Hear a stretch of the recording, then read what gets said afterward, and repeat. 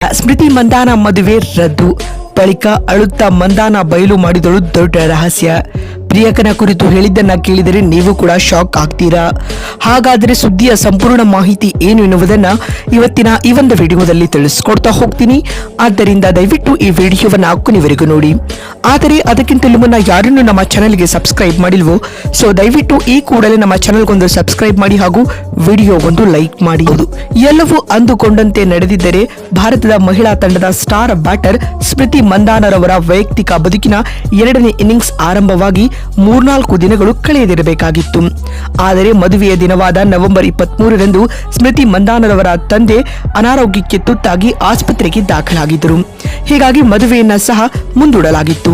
ಇದೀಗ ಮಂದಾನ ಅಭಿಮಾನಿಗಳಿಗೆ ಸಮಾಧಾನಕಾರ ಸುದ್ದಿಯೊಂದು ಸಿಕ್ಕಿದ್ದು, 3 ದಿನಗಳ ನಂತರ ಸ್ಮೃತಿ ಮಂದಾನರವರ ತಂದೆ ಅಪಾಯದಿಂದ ಪಾರಾಗಿದ್ದು ಆಸ್ಪತ್ರೆಯಿಂದ ಡಿಸ್ಚಾರ್ಜ್ ಆಗಿ ಮನೆಗೆ ತೆರಳಿದ್ದಾರೆ. ಇದೀಗ ಮಂದಾನರವರ ಸಂಪೂರ್ಣ ಫ್ಯಾಮಿಲಿಯು ಸಾಂಗ್ಲಿಯ ತಮ್ಮ ಮನೆಯಲ್ಲಿ ವಿಶ್ರಾಂತಿ ಪಡೆಯುತ್ತಿದೆ ಸ್ನೇಹಿತರೆ.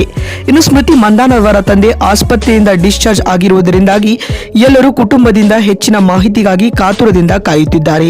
ಸ್ಮೃತಿ ಮಂದಾನರವರ ತಂದೆ ಸಂಪೂರ್ಣವಾಗಿ ಚೇತರಿಸಿಕೊಳ್ಳುವವರೆಗೂ ಮದುವೆಯಾಗುವುದಿಲ್ಲ ಎಂದು ಮಂದಾನ ಕುಟುಂಬ ಈ ಹಿಂದೆ ಹೇಳಿತ್ತು.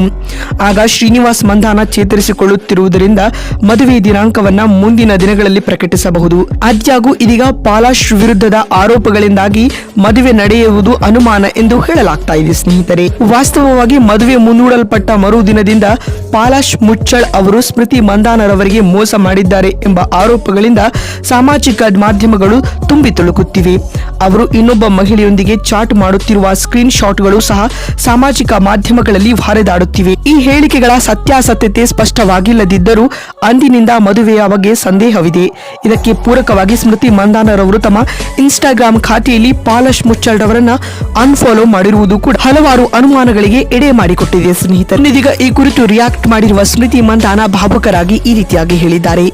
ವೈಯಕ್ತಿಕ ಜೀವನದಿಂದ ವೈವಾಹಿಕ ಜೀವನಕ್ಕೆ ಕಾಲಿಡುವುದು ನಿಜಕ್ಕೂ ಟಫ್ ಡಿಸಿಷನ್ ಆಗಿತ್ತು. ಇಂತಹ ಸಂದಿಗ್ಧ ಪರಿಸ್ಥಿತಿ ನಾವು ತುಂಬಾ ಸ್ಪಷ್ಟ ನಿರ್ಧಾರವನ್ನ ತೆಗೆದುಕೊಳ್ಳಬೇಕು.